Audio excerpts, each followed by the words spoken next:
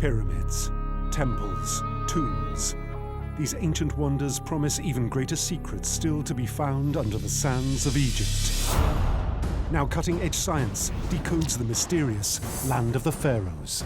With modern technology, we are gaining an insight into the way the ancient Egyptians lived and the manner in which they died.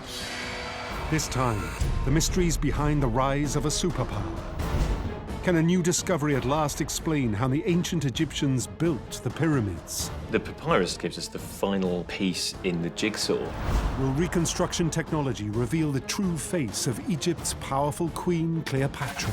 Oh my gosh, she is not this most amazing beauty. Can modern DNA analysis finally uncover the surprising origins of Egypt's ancient people? This is something we've never seen before. This changes everything. Ancient clues unearthed, long-lost evidence re-examined, precious artifacts brought into the light of the 21st century. These are Egypt's unexplained files.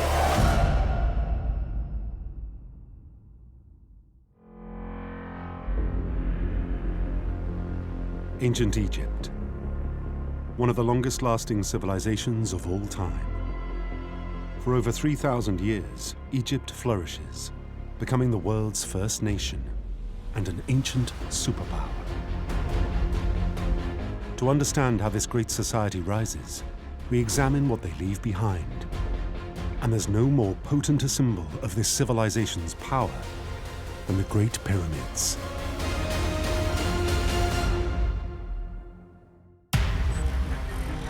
"200 kilometers east of Cairo, archaeologists dig on the shores of the Red Sea. They unearth perhaps the greatest Egyptian discovery of the 21st century. A handwritten diary that's over 4,500 years old. These are the oldest papyri we have to date. It's probably the closest thing we're going to get to having a time machine. Experts believe the ancient scrolls could finally solve one of Egypt's most enduring mysteries. How the ancients transport vast quantities of stone to build the Great Pyramid in the isolation of a desert. Why build at Giza? The papyrus gives us the final piece in the jigsaw.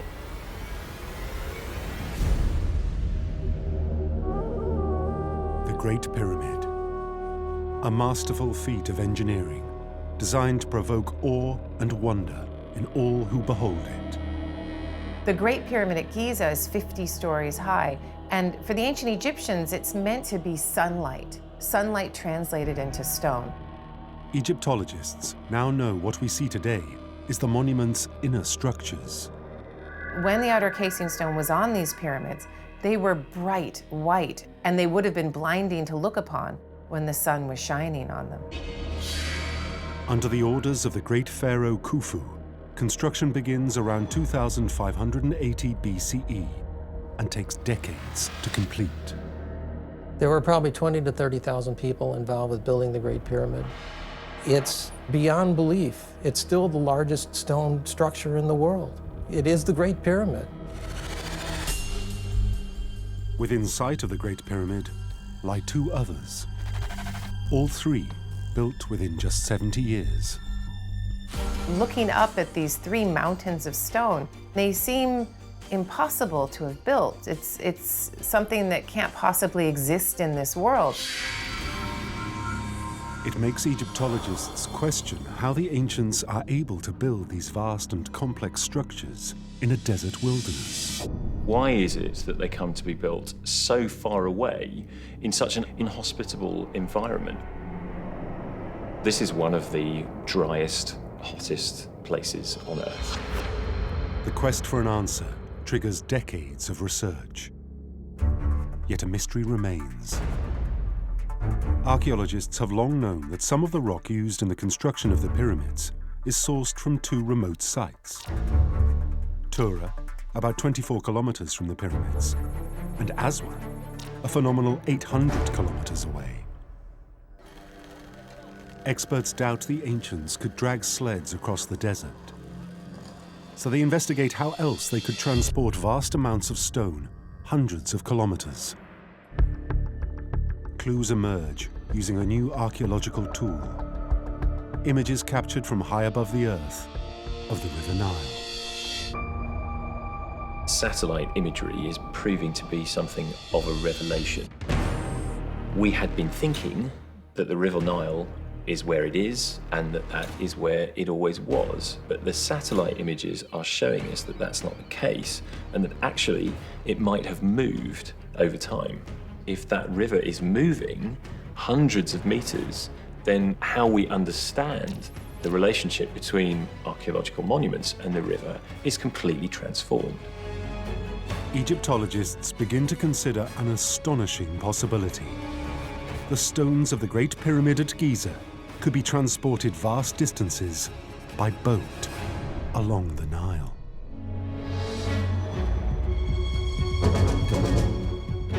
To explore this remarkable theory, scientists peer beneath the sands of the Giza Plateau. We're using remote sensing techniques, including drill coring. It's a kind of keyhole surgery form of archaeology, which allows us to see deep beneath the ground in areas where water would have been. The analysis confirms that the ancient path of the River Nile runs close to the pyramids. In areas which are completely dry in the 21st century, we now know would have been filled with water in the Old Kingdom at the time of building of the pyramids. When archaeologists dig to find physical evidence of a harbour, they discover something on a truly grand scale.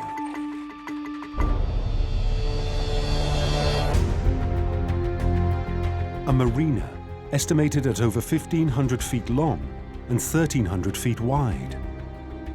It was really waterfront property back then. The harbor at Giza was probably the largest harbor in the world at its time. The idea that there's a harbour at Giza is so far removed from the idea we previously would have had. We now know they would have arrived on water, on boats.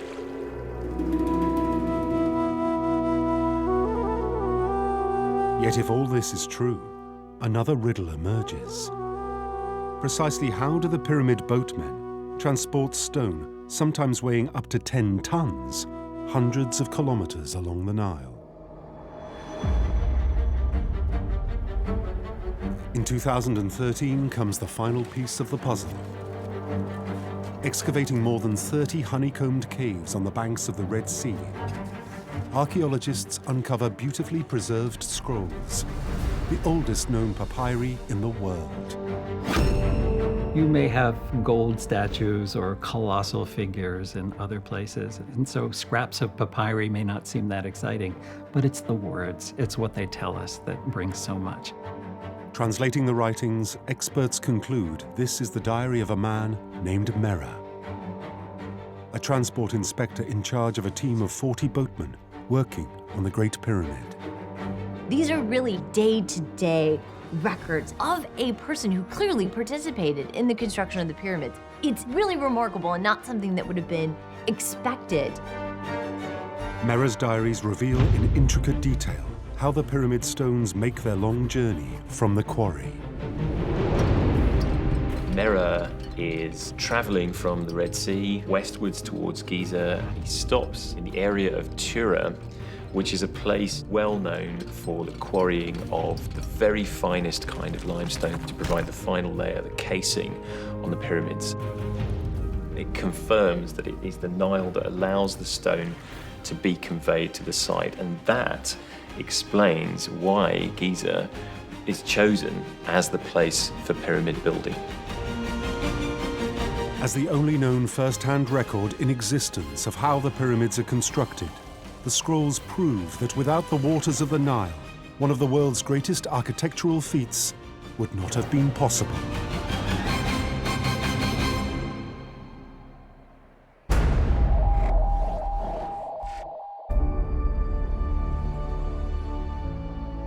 These magnificent tombs of the pharaohs are a lasting symbol of ancient Egypt's status as a superpower. The driving force behind the nation's supremacy, the pharaohs, living gods who own all Egypt. Commanders-in-chief, maintaining balance, justice, and cosmic order. For all their influence and fame, many remain enigmatic.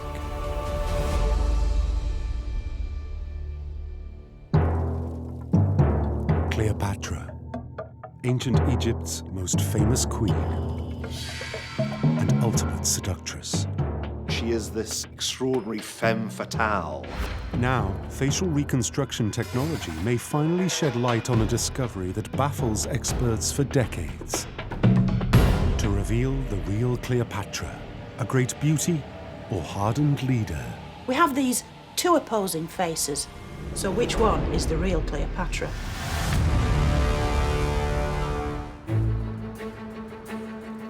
She is the name on everybody's lips.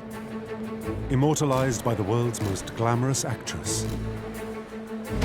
Cleopatra for us is Elizabeth Taylor, a very glamorous, sensual woman.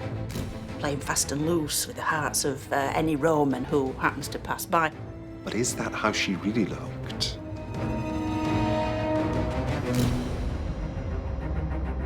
A twist of fate means, for Egyptologists, this is not an easy question to answer. We don't know what Cleopatra looks like because we don't have her body. We've never found her. To explore the truth behind the legend, experts first trace the origin of Cleopatra's image as a seductress and find it stems from Roman writings, detailing her relationship with two of Rome's most infamous men,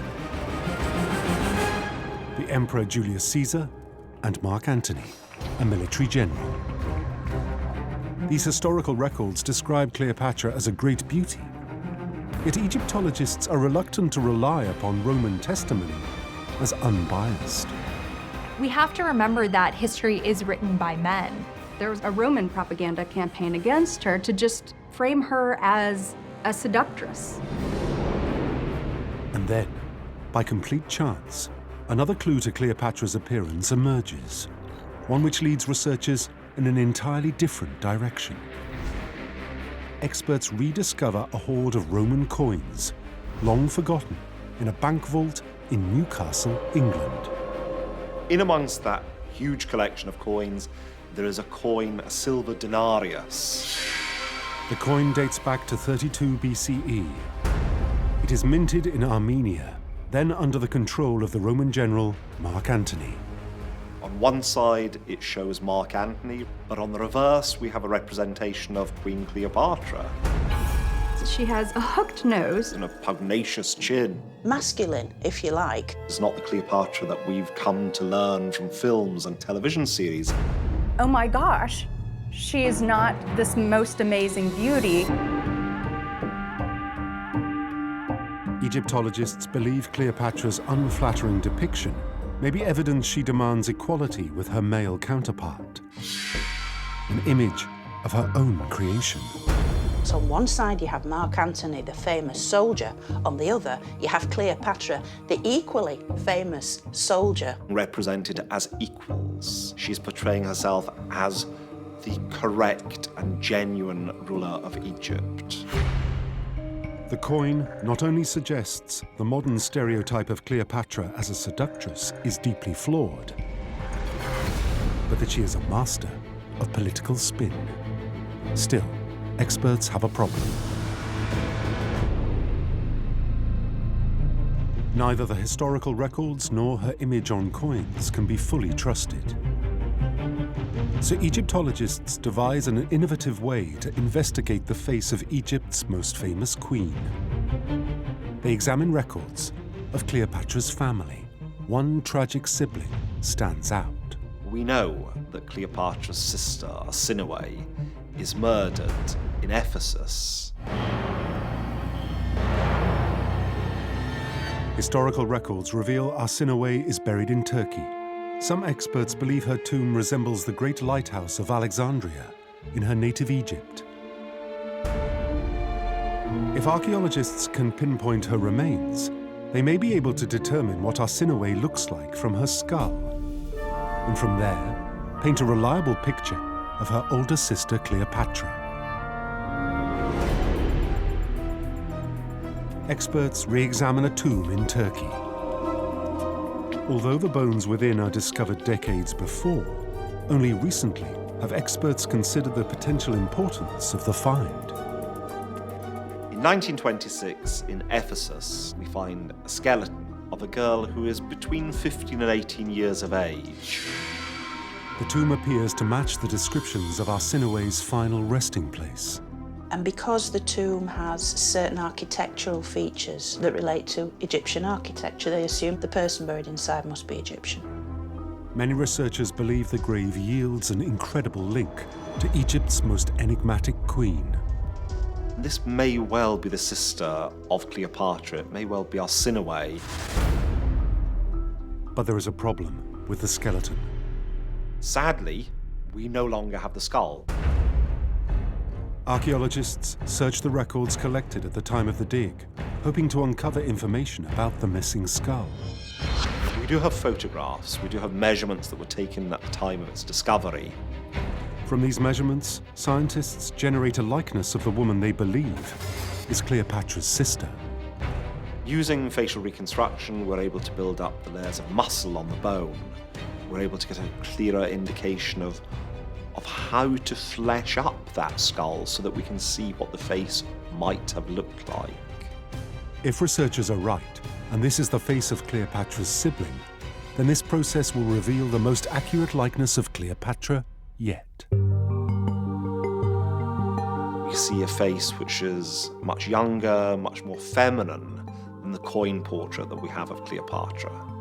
It's hard to see any resemblance at all. It is so different, in fact, that some Egyptologists are skeptical of its accuracy. The experts who are reconstructing the face have to work with the limited data that they do have, a set of measurements of the skull, and they can only hope to create a partial likeness. Others believe there could be an even bigger problem. A question surrounding the identity of the remains. The skeleton, the body that was found there, was that of a 15-year-old girl. And there is a slight problem in that we understand that Arsinoe was probably in her mid-20s when she died. Egyptologists remain divided.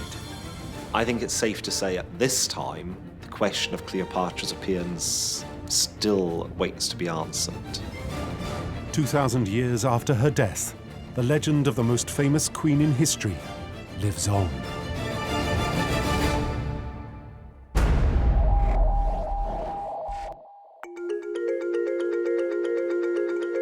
Whatever Cleopatra's true identity, we know she and the pharaohs before her rule with great authority.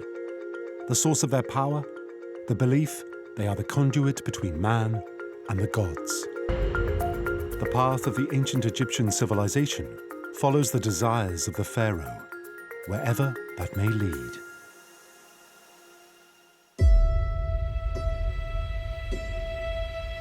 Built by the iconic pharaoh Akhenaten, the utopian city of Amarna is legendary.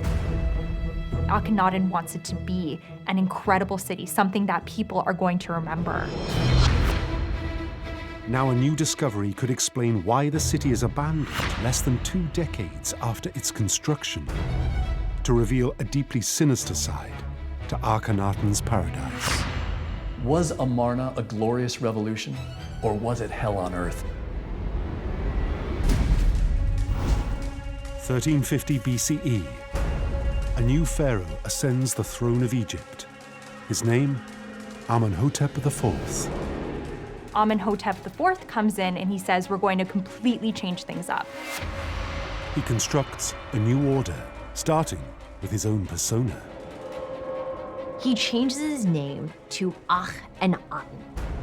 The name change, it's like a complete rebranding of the pharaoh. His new name makes him chief representative to the sun god.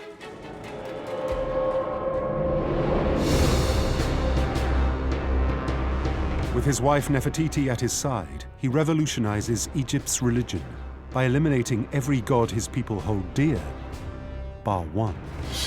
In this radical step, Akhenaten rewrites a nation's entire belief system.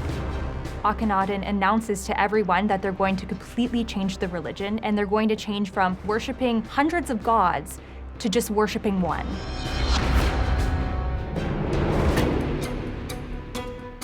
he builds an entire city dedicated to the worship of this one god, the sun, a new spiritual epicenter. One of the major physical manifestations of his religious revolution is moving the religious capital of Egypt from Thebes to a city now called Amarna. This is a massive operation. He was moving thousands of people to a completely new area of Egypt, hundreds of miles away from traditional capitals. For over a decade, Amarna flourishes, a thriving utopia. And then, records show, it mysteriously collapses. Now, Egyptologists are trying to figure out what disaster may have taken place there.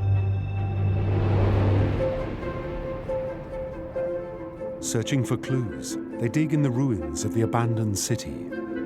Over a century, they unearth evidence of great wealth, opulence that is off the scale. We know that the elites, they're building very large villas and probably maintained a very lavish lifestyle. Absolutely no expense is being spared in the building of this city.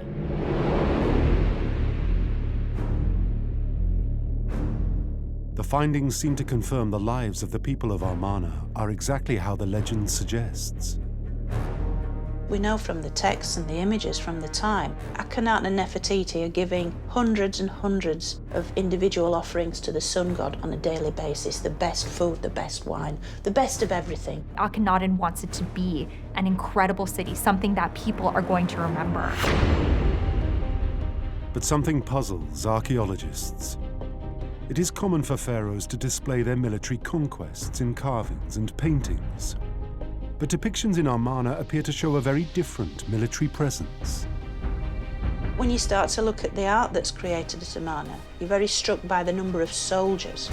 This is a royal couple who have to maintain a very high military presence to guard against rebellion. These are people who need their bodyguards.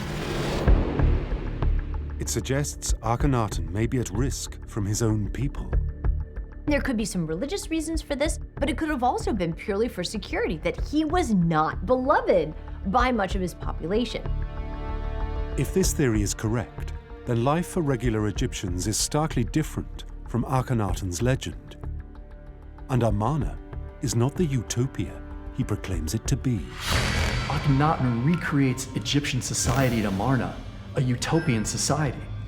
But were the people treated as well as a utopian society intends?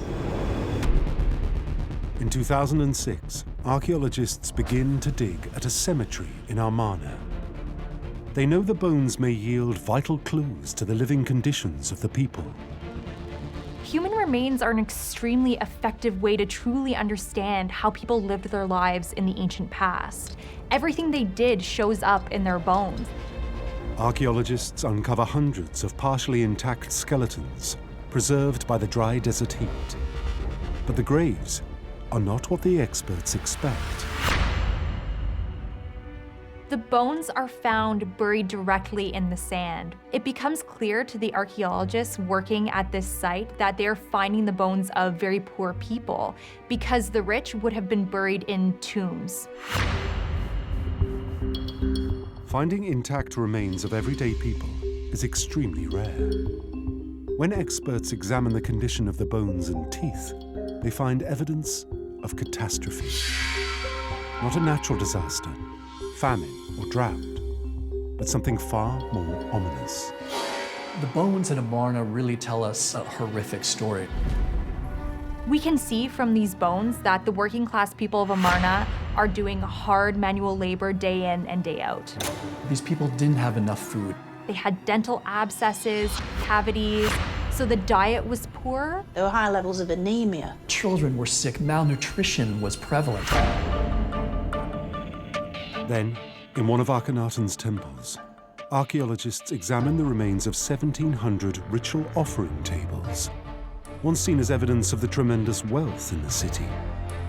Now, the food altars point to a very different reality. Hundreds of altars open to the sun, to the open air. crammed with the finest cuts of meat, bread, beer, all the standard offerings, all left out in the sun for the sun to absorb their goodness. And yet the workers who built this place are receiving so very little. You would think that he's almost going to create a kind of utopian society and treat his people very well, but that's not what the evidence shows. The finds at Amarna are rewriting the story of Akhenaten and his legendary utopia.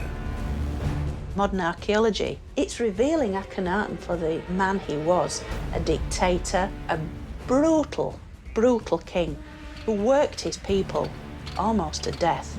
It must have been hell on earth. And now Egyptologists have an explanation for why, when Akhenaten dies, his city is abandoned by his people, allowing Amarna's tragic secrets to lie hidden beneath the sand for over 3,000 years.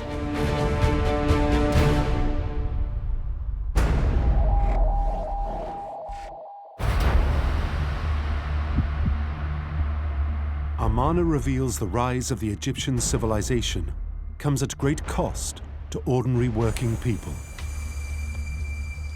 Yet it's these people who are the backbone of this mighty superpower, achieving its greatest feats.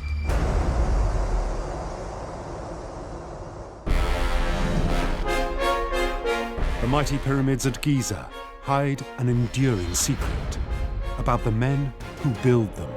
Who did the labor? Who actually moved the stones? Now, a set of remarkable discoveries may finally shed light on the mystery, to reveal if the pyramids are built by tormented slaves or willing artisans. It is a powerful image, made popular by Hollywood. Thousands of pyramid builders toil under the desert sun, slaves to an oppressive pharaoh. Egyptologists trace this idea of slave labor to an ancient Greek historian writing about the 4th dynasty pharaoh Khufu, the king who commissions the Great Pyramid. Herodotus tells us 2,000 years after the Great Pyramid is built that 100,000 people participated in its construction. Herodotus was the first historian. He's called the father of history. He lived during the golden age of Greece. He traveled the world and he would write stories about what he had seen. He talks about Khufu as being wicked, almost evil, and exploiting his own people, living so long and demanding such a large structure that he pushed them too far. And when we look at that structure today, it's no surprise that slavery might pop into our head. In 2002, archaeologists uncover something that could shed light on the popular belief. They dig on the Giza plateau, uncovering walls and outlines of buildings. Egyptologists believe it is a workers' village, just 400 meters from the pyramids. On the Giza plateau itself, archaeologists have discovered the administrative structures where the workmen who constructed the pyramids both lived and constructed their own tombs. They also unearth artifacts that reveal the workers' diet and lifestyle, evidence of how they live. The most common pottery types we find at Giza are bread molds and beer jars. We find thousands of them. So they were eating bread and drinking beer. Along with beer jars, archaeologists find something entirely unexpected. Fragments of over 150,000 animal bones, from fish, birds, and remarkably, from cattle.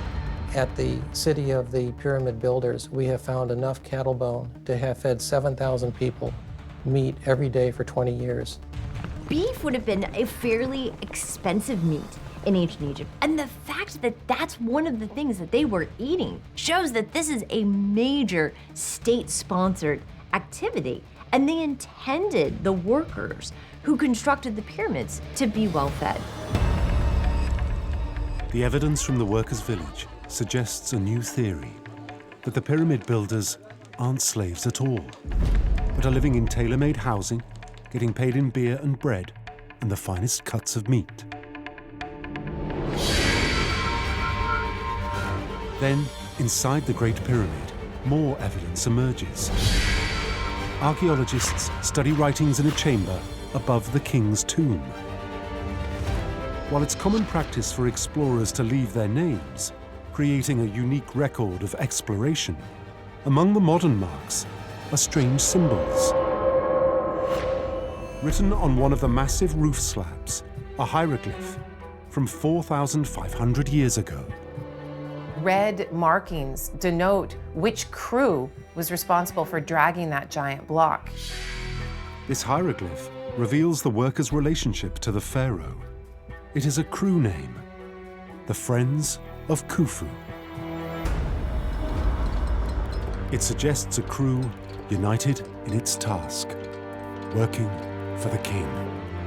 We should really imagine these work crews with a spirit of togetherness.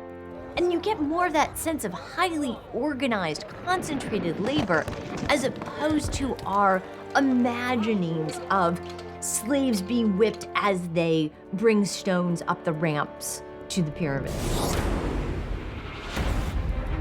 It leads Egyptologists to a final conclusion about the pyramid workers, disproving the long-held belief that the pyramids are built by slaves, and part of a growing body of evidence that suggests they are highly specialized artisans. Our modern archaeological discoveries have established beyond a shadow of a doubt that the pyramids were constructed by laborers paid by the state, masons, specialists, quarrymen, overseers, architects. It means experts can now consider the pyramids as more than tombs for a king. They're time-tested monuments to the ingenuity and the skill of the men who build them. The workers who participated in the pyramids knew that their labors would be seen for thousands of years, and that sense of pride in creating both immortality for the king and a monument that would stand for thousands of years. It is all really remarkable.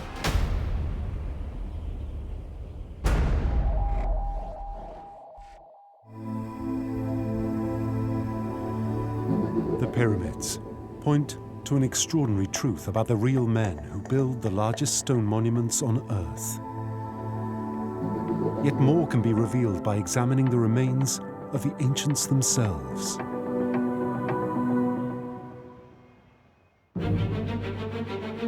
The people of ancient Egypt are perhaps the most fabled on Earth. Now analysis of 3,000-year-old remains may shed light on their origins, answering an age-old question: what is the ancestry of the ancient Egyptians? Ancient DNA is actually providing us clues that are opening the door on who these people really were.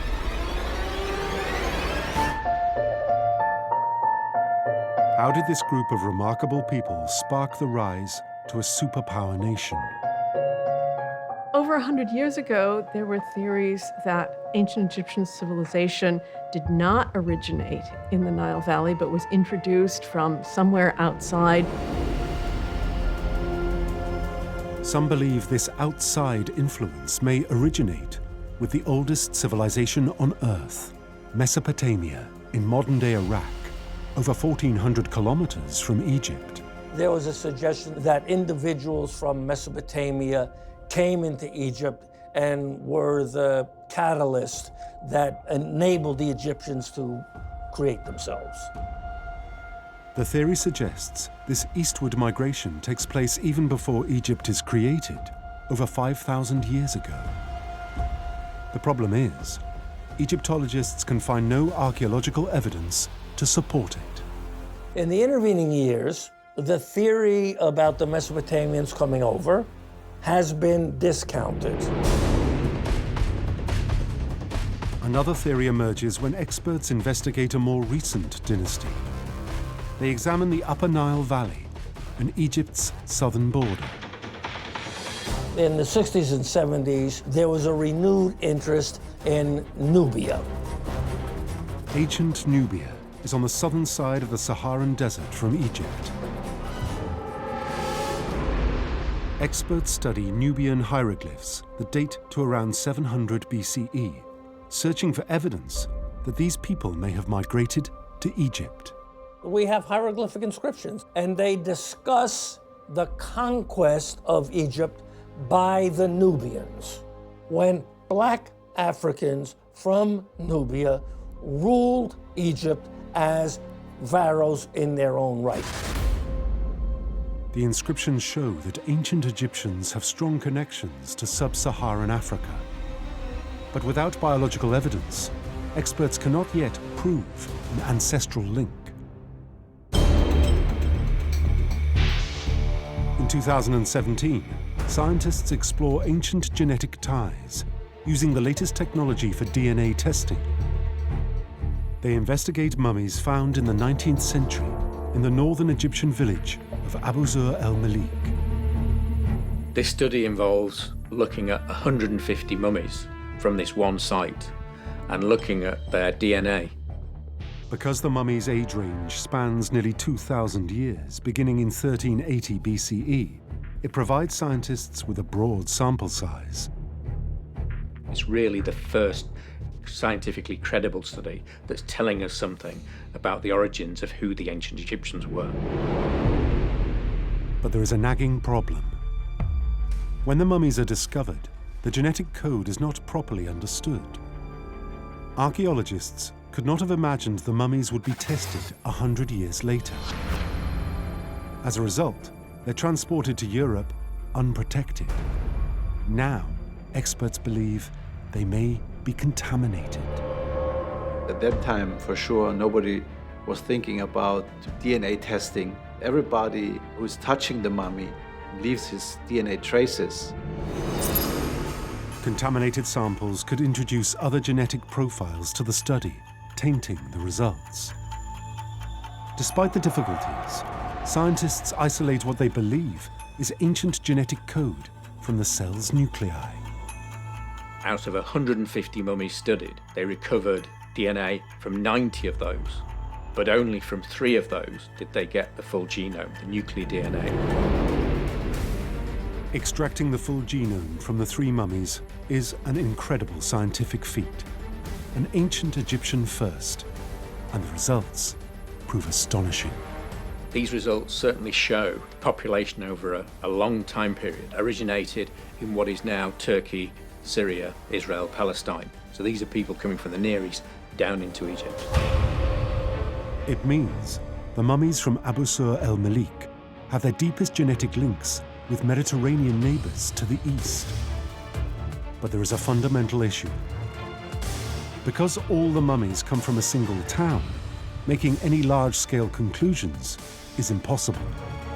It's only from one site in northern Egypt, so it doesn't necessarily inform us on what the population may be like further south in Egypt, for example. Despite the complications, it's a hopeful beginning.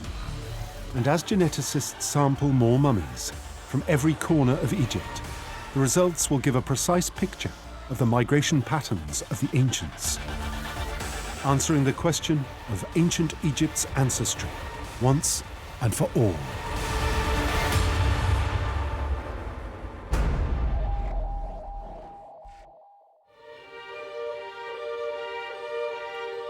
To explore not just who the ancients are, but what they are like, requires a different approach.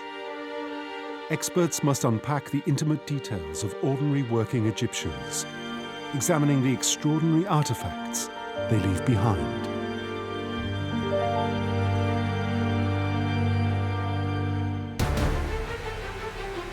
Near the necropolis of Thebes, archaeologists uncover a hoard of ancient records.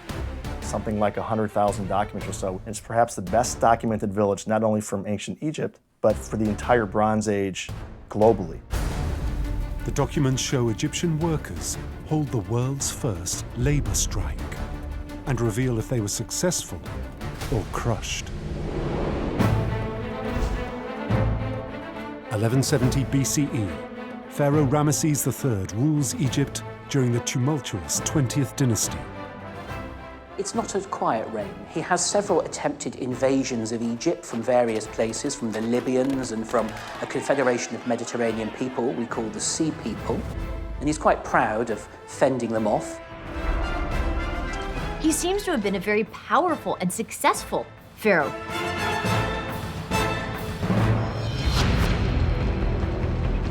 Experts wonder if his extraordinary military success abroad may come at a cost at home in Egypt. But we also know that towards the end of his life, economic problems began to gather in Egypt. As Egyptologists investigate how a failing economy affects ordinary Egyptians, new evidence emerges. Deep in the Valley of the Kings, buried in the arid desert sands, archaeologists unearth a previously untouched village dating to the 20th dynasty. What they discover inside is immaculately preserved by the desert's dry heat.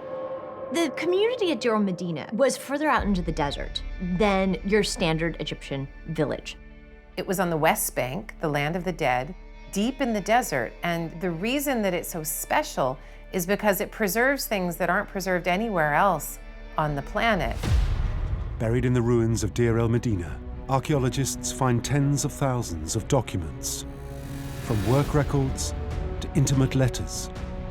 But the most intriguing, court files, giving a window into the everyday conflicts and concerns of the ancients. Among the documents, experts uncover records that suggest the men living here are employed directly by the pharaoh, Ramesses III, constructing tombs in the nearby royal cemetery at Thebes. The documents show the high social status of these important craftsmen. They knew the greatest elites of Thebes because they built coffins for them and finished tombs for them as well. So these men were really hanging out with the very wealthiest of Thebans, even though they were craftsmen themselves. Further research reveals something unexpected. Some documents point to a strained relationship between the craftsmen and their bosses. During the reign of Ramses III, we have evidence that the workmen at Deir el-Medina were not being paid on time. And of course, if you're not paid in bread and beer, which is the normal salary literally in ancient Egypt, how can you work? How can anything else happen? So the craftsmen take matters into their own hands. Non-payment leads to the first recorded strike in history. They demand payment. The documents are pretty clear that they didn't go on strike just once. This happened repeatedly over time, this non-payment and the refusal to work because of the non-payment. What the documents reveal next is remarkable. They're not fired, they're not punished. They seem to be successful, and the pharaoh does relent and pay them. Egyptologists believe this extraordinary evidence calls into question whether the 20th dynasty pharaoh rules like a dictator. The king is actually constitutionally constrained by the society. So the limits of royal power were very real, even in a place like ancient Egypt, despite the perceptions of the king being this absolute kind of monarch. The cache of documents found at Deir el-Medina provides a vivid snapshot of the people who build ancient Egypt. Even though the ancient Egyptian world is different than ours in a lot of ways, they are human beings.